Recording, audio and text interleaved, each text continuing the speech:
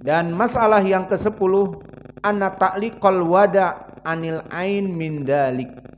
Dan begitupun yang menggantungkan al-wada', jimat-jimat, terutama digantung di rumah dan di mobil untuk mencegah dari ain, maka ini pun termasuk dari itu. Dari apa? Dosa besar, dari kesyirikan yang kecil, asyirkul asghar.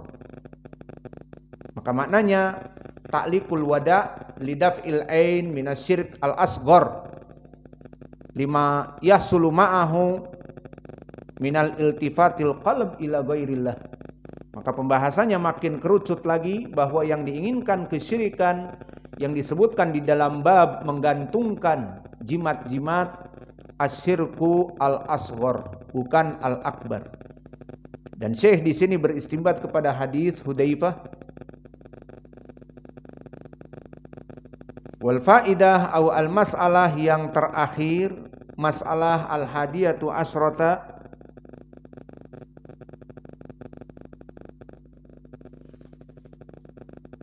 ad-du'a'u ala man ta'allaqa tamimah annallaha la yatimu lahu wa man ta'allaqa wada'ah fala wada'allahu lahu ay la tarakallahu lahu. Maka di sini disyariatkan juga dari doa yang diisyaratkan kepada Uqbah ibnu Amir, bahwa barang siapa yang memasang jimat-jimat dengan tujuan Allah itu akan menyembuhkannya dan melindunginya, maka didoakan agar Allah memutuskannya dari apa yang dianggap oleh mereka bahwa Allah melindunginya dan seterusnya. Maka di sini barakallahu fikum kembali kepada lafaz Uqbah ibnu Amir yang terdahulu, dari lafaz man ta'allaqa tamimah fala atamallahu lahu wa man ta'allaqa wada'ah fala wada'allahu lahu. Maka dengan ini selesai dah dari fihi masail. Dan antum lihat bagaimana Asy-Syaikh beristimbat di dalam fihi masail, beristimbat kepada hadis-hadis yang dijadikan oleh dia wajhul istidlal di dalam matan, dan kembali kepada hadis-hadis yang dhaif. Oleh sebab itu ya ibadallah, dari kenikmatan seorang muhaddis, idza fatahallahu li rajulin ilmil hadis, maka dia mempunyai ilmul hadis, nikmah. Istidlalnya dia di dalam Al-Quran, tafsir-tafsirnya dengan sanad yang sahih. Beristidlal dia di dalam permasalahan akidah, keyakinan, dia akan mencari pendalilan hadis-hadis yang sahih. Dan perkara-perkara fikih, dari puasa, dari shalah, dari apa saja, maka dia akan beristimbat dengan hadis-hadis yang sahih dalam pengamalan. Maka kenikmatan yang besar bagi mereka yang mempunyai ilmul hadis. Maka oleh sebab itu Imam An-Nawawi di Taqrib mengatakan ilmul hadis min asyrafil ulum.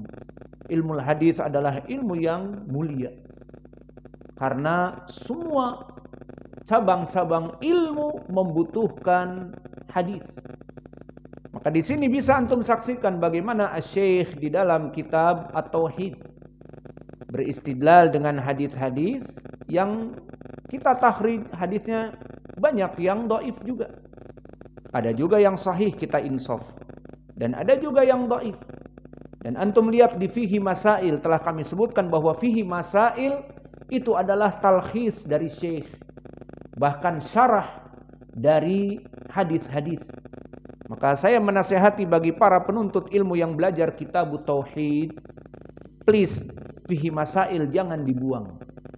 Maka kebanyakan kami melihat di Marakiz Ilm dari semenjak dulu kami sebelum ke Yaman belajar kitab Tauhid juga, maka para mudaris-mudaris kita membaca kitab Tauhid, dibaca matannya, kemudian pas fihi masail dilewat. Kita katakan justru fihi masail istimbat dari penulis, dari Syekh Muhammad ibn Abdul Wahhab kepada pendalilan Al-Quran atau hadis. Maka di situ kita bisa melihat bagaimana Syekh beristimbat. Namun tadi kembali kepada permasalahan hadis, dan di sini kita memberikan ucapan manusia dengan penuh keadilan dan insaf. I'dilu huwa aqrabu littaqwa. I'dilu huwa aqrabu littaqwa. Faqala Syekhuna Muqbil bahwa Imam Muhammad ibn Abdul Wahhab mujaddid, namun di dalam ilmu hadis tidak kuat, dan ini bukan pengecilan kepada dia, dan ini juga menjadikan tambih bagi kita para penuntut ilmu untuk tidak taklid. Maka jika kita dapati seperti di usul as-salasah, dia beristidlal dengan hadis ad-du'a mukhul ibadah wa huwa dhaif, di sanadnya Abdullah bin Lahiyah. Dan begitu pun di kitab tauhid kita di sini. Dari mulai kita belajar di bab pertama sampai hari ini, bab tentang haramnya menggantung adalah bab yang ke-7. Dikasih nomor oleh antum biar tahu bab yang keberapa. Maka bab yang ke-7. Maka di bab yang ke-7 ini masih kita dapati setiap babnya ada hadis-hadis yang dhaif.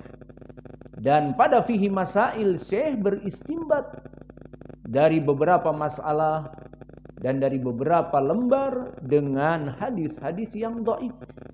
Maka kembali kepada tadi, mempelajari ilmu hadis sangatlah mulia.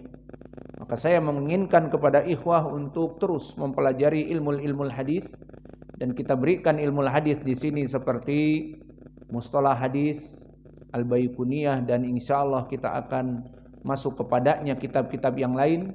Dan paling penting juga kutubur rijal, seperti kita mempelajari Sahih Al-Bukhari dan yang lainnya, ditekankan ilmu rijalnya, dan juga ilmu dhawabit al-jarh wa ta'dil, dan juga ilmu ilal, dan juga ilmu tadi mustalah. Maka ini jika didapati oleh seseorang, dia bisa menghukumi hadis yang sahih dan yang dhaif. Dan jika para penuntut ilmu mempunyai ilmu seperti ini dan Allah mudahkan, nikmat. Karena pendalilan dia kepada Al-Quran dan Sunnah dijaga dengan hadis-hadis yang sahih. Dia akan berbicara tentang tafsir, maka dia akan memberikan tafsir-tafsir yang sahih. Karena dia mengetahui sanad ini sahih kepada Qatadah, sanad ini sahih kepada Ibnu Abbas, sanad ini dhaif kepada Ibnu Abbas karena dari riwayat silsilah al-Aufiyin, maka dia tidak beristidlal padanya, seperti itu. Dan jika berbicara dari ilmu fikih, maka dia memilih dari fikih pentarjihan kepada hadis-hadis yang sahih, sehingga dia keluar dari taklid al-madahib. Orang-orang ahlul hadis jika ditanya, kamu bermadhab kepada siapa dalam fikih? Imam Ahmad, Abu Hanifah, Imam Asy-Syafi'i, ataupun Imam Malik? Mada qala hadal muhaqqiq? Apa kata orang muhakkik? Seperti madhabnya para ulama ahlul hadis, seperti Imam Al-Bukhari, Imam Muslim, Abu Dawud, dan semuanya, Imam At-Tirmidzi. Maka akan mengatakan, aku mengambil madhab-madhab ulama yang sesuai dengan hadis yang sahih. Maka itulah manhaj yang hak. Bukan membabi buta, saya Syafi'i, semua ucapan Syafi'i benar menurut saya. Jadi dalam fikihnya, dalam sholat, dalam haji dan umrah dan zakah dan yang lainnya, semua ucapan Syafi'i itu harus benar. Dan yang menyelisihi Syafi'i harus tidak benar. Maka ini salah rujukan. Maka orang-orang muhaditsin ataupun mereka orang-orang yang bisa mentahqiq hadis, jika dia mempunyai kitab apa saja dari fikih, kitab sholat, kitab puasa, kitab zakah, maka hari ini di dalam bab pertama dia bisa jadi merojehkan Imam Asy-Syafi'i. Dan di bab yang kedua terjadi khilaf dan yang rojeh ucapan Imam Malik karena dalilnya sahih. Dan bahkan di bab yang ketiga dia meninggalkan ucapan jumhur dari imam madhab yang 4, dia tinggalkan ucapan Abu Hanifah dan Imam Malik dan Imam Ahmad dan yang terakhir Imam Asy-Syafi'i dan yang terakhir Imam Ahmad, dia tinggalkan 4 itu. Dia ambil siapa? Ucapan Daud Al-Zahiri yang dipopulerkan oleh Ibnu Hazm, Zahiriyah, karena dalilnya sahih. Ucapan jumhur berdalil dengan dalil-dalil yang dhaif. Misalnya, dan Daud Al-Zahiri beristilal dengan dalil yang sahih. Maka orang-orang yang mempunyai ilmu hadis tidak akan masuk kepada kehuluan dalam madhab. Maka dia tidak seperti yang harus mengikuti Asy-Syafi'i atau Al-Hambali atau yang lainnya. Maka dia hanya kembali kepada hadis ini sahih, dilihat ucapannya siapa, ternyata ucapannya Imam Ahmad, dia sudah seperti madhab Imam Ahmad.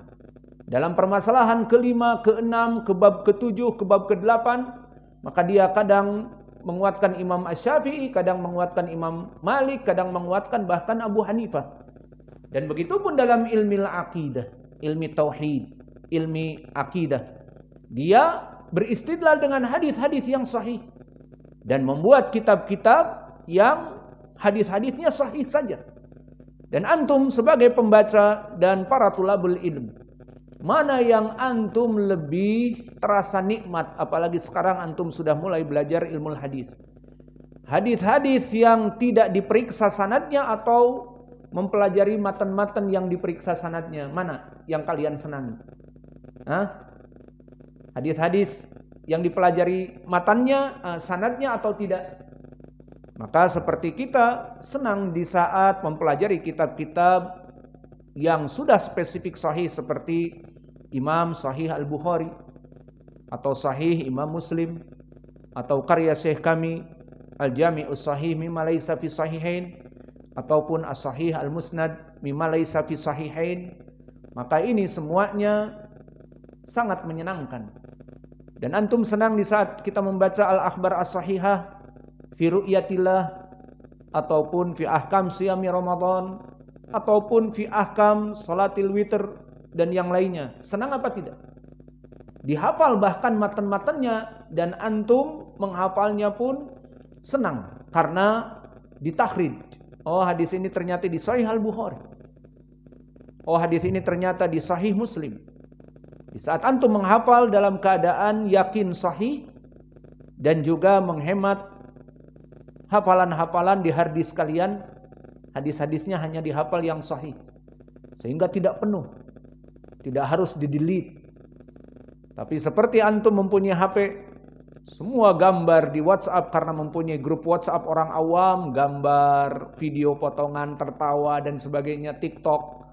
Maka HP kalian akan penuh dengan apa-apa yang tidak bermanfaat. Iya apa tidak? Begitupun jika kalian belajar misalnya dengan orang-orang yang tidak mempunyai ilmu hadis, maka disuruh hafal hadis ini, hafal hadis itu, maka akan penuh harddisk kalian dari hafalan hadis-hadis yang tidak jelas. Maka untuk contohnya kemarin saya menyuruh kalian menghafal kitab tauhid dari ayat Al-Quran dan 2 hadis saja. Iya apa tidak?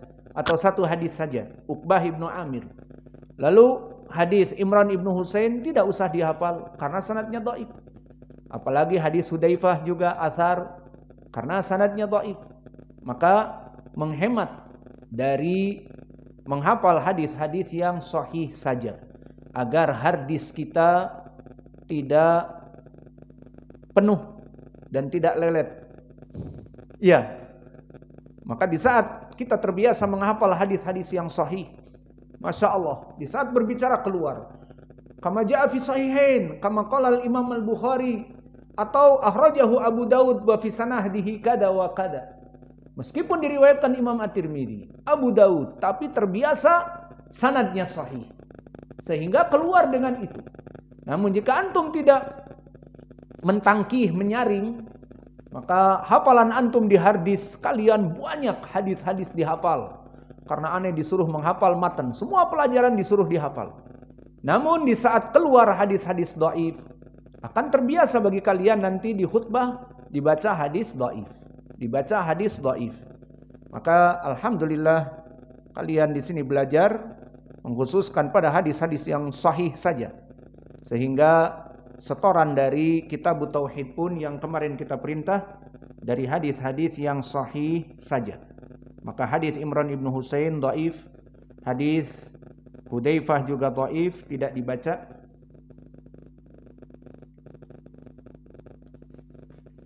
Bagaimana, mau dibaca hadis atau tidak ada waktu, langsung saja dihafal oleh antum ya? Lebih baik begitu. Jadi kalau dhaif, ya dhaif, dihafalnya. Gak apa-apa, nanti tinggal di-delete. Iya, biar hard disk antum tidak banyak.